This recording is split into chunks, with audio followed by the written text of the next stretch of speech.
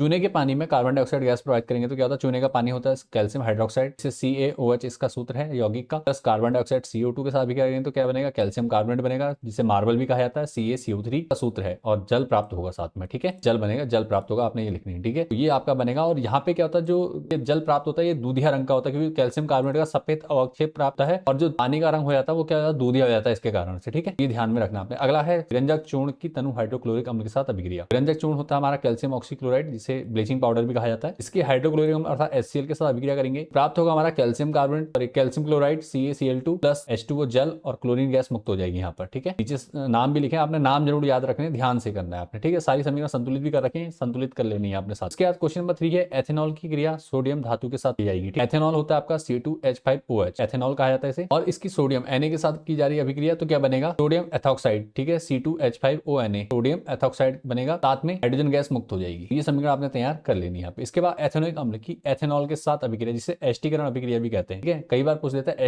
एस्टीकरण अभिक्रिया का समीकरण लिखिए, तो ये ध्यान देना आप। एथेनोइक अम्ल होता है हमारा CH3OH, और एथेनॉल होता है हमारा C2H5OH, बनेगा हमारा CH3COO, यहाँ से एक H हट जाता है। ठीक है, तो यहाँ से OH हट जाता है, जो बचता क्या है इसके अलावा, ये इसको कहते हैं एथिल एथेनोइड या एस्टर कहा जाता है इसे। ठीक है, और साथ में जल प्राप्त, ये ध्यान में रखना आपने। इसके बाद अगला जिंक की क्रिया सोडियम हाइड्रोक्साइड विलयन से की जाती है। जब जिंक की सोडियम हाइड्रोक्साइड से क्रिया करेंगे, सोडियम जिंकेट बनेगा। जिंक होता है Zn, सोडियम हाइड्रोक्साइड NaOH, तो बनेगा आपका Na2ZnO2, जिंक सोडियम जिंकेट कहते हैं इसे, और साथ में हाइड्रोजन गैस मुक्त होगी। यहाँ पे नीचे नाम लिखे, नाम आपने पढ़ लेना साथ। अगला है क्वेश्चन नंबर 6, रक्त तत्व लोहे पर भाप प्रवाहित की जाती है। ठीक है, जब रक्त तत्व लोहा अर्थात लोहे पे, मतलब गर्म है लोहा है, लोहे पे क्या भाप प्रवाहित की जाती है तो क्या होता है, तो लोहे के लिए हम आयरन का सूत्र लिखेंगे Fe, भाप का मतलब जल है अर्थात H2O। ठीक है, तो बनेगा फेरिस ऑक्साइड, एसोफेरिक लिखा हुआ है लेकिन फेरिक ऑक्साइड भी करते हैं। ठीक है, फेरिस ऑक्साइड भी पढ़ा जाता है, तो Fe3O4 बनेगा, प्लस हाइड्रोजन गैस मुक्त हो जाएगी। आपका क्वेश्चन नंबर 6 आपका तैयार। क्वेश्चन नंबर 7 देखिए, एथेनोइक अम्ल की सोडियम बाइकार्बोनेट के साथ अभिक्रिया की जाती है। ठीक है, जो एथेनोइक अम्ल होता है CH3COOH, सोडियम बाइकार्बोनेट अर्थात NaHCO3 के साथ अभिक्रिया की जाती है, तो बनता है हमारा सोडियम एसीटेट CH3COONa, जल प्राप्त होता है H2O, और साथ में कार्बन डाइऑक्साइड गैस मुक्त होती है CO2। ठीक है, ये समीकरण आपने बना लेनी है। नीचे नाम आप लोगों ने सबके दे रखे हैं, नाम जरूर लिख के प्रैक्टिस करनी है, प्रैक्टिस में कोई भी